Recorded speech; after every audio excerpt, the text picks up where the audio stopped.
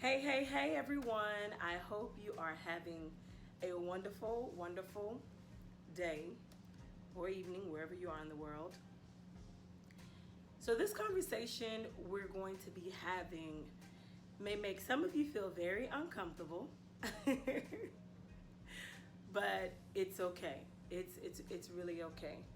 And what I'm going to be talking about with you or sharing with you, I'm honestly doing out of obedience, and I don't know what's going to come of this, but it's been on my heart for well over a decade now. I think it's time. I think it's time we open up this can. All right. It's very interesting. After I've done some research. Um, by the way, welcome to Catherine's Confessions. So I'm going to be confessing a few things that had mind and on my heart for a while. Okay, these are thoughts that I've had.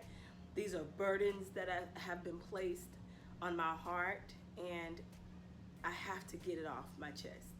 I have to share this with the world because I feel like I have a mandate and a responsibility too. And you're going to find out more a little later exactly what that is.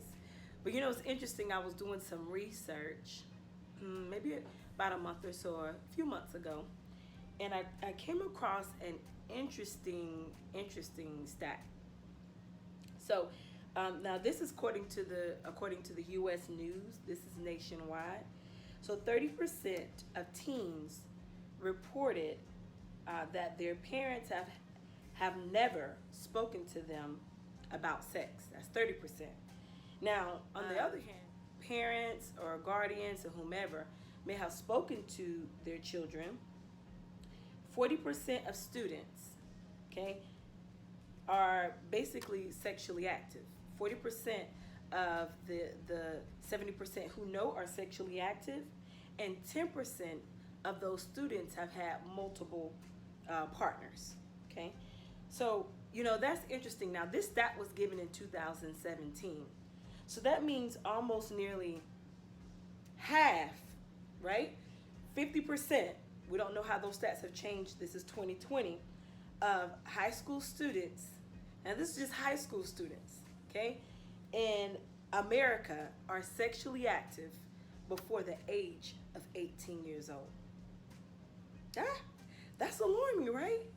That is a very alarming fact. And when I read it, it just, my heart was pierced. And I'll be honest with you, and I'm going to tell you why a little later. Now, see, I do believe that students, children in general, should really be educated about sex first in the home before anywhere else. Because trust me, if you're not talking to your children, parents, about sex, believe me, somebody else is, or they're learning it from media, okay? And that may or may not be a good thing. In most cases, it's not, and that's why we have a responsibility to have these conversations with our students, now our children. So, parents, I believe that it is so important to have these types of conversations. I know it's tough, right? I know it's so hard. I know it's difficult. I mean, who wants to talk to their children about how you reproduce them?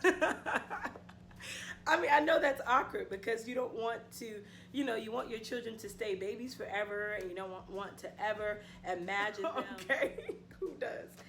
Because they're your babies. But you know what? It's growth, it's maturity, it's part of this life's journey.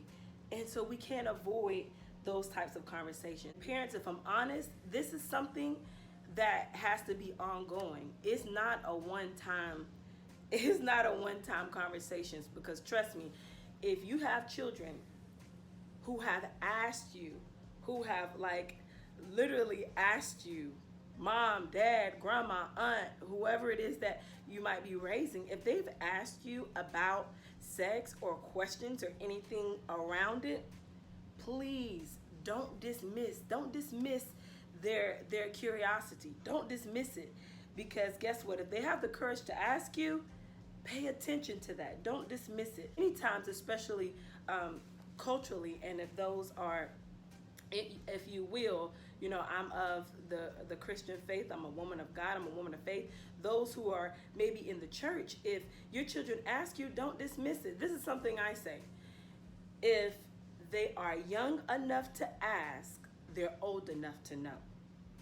I'll say that again. If they're young enough to ask about it, they can conjure up this question in their mind, they're old enough to know, to have a conversation. Because trust me, again, remember, someone else is talking to them. That's why they're asking, or they maybe came across something on media.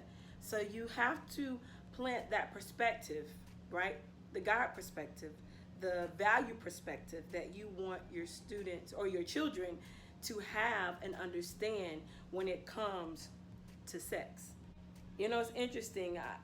I remember my first conversation that I had around this topic.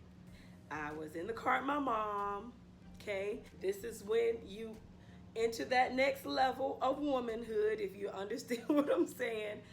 And so my mom was like, oh, it was quiet. I'll never forget it. We were driving down. Actually, we were sitting in front of a grocery store. And we were in the car. It was very quiet in the car. And I'm looking out the window, trying to figure out what just happened to my body, or what is happening to my body.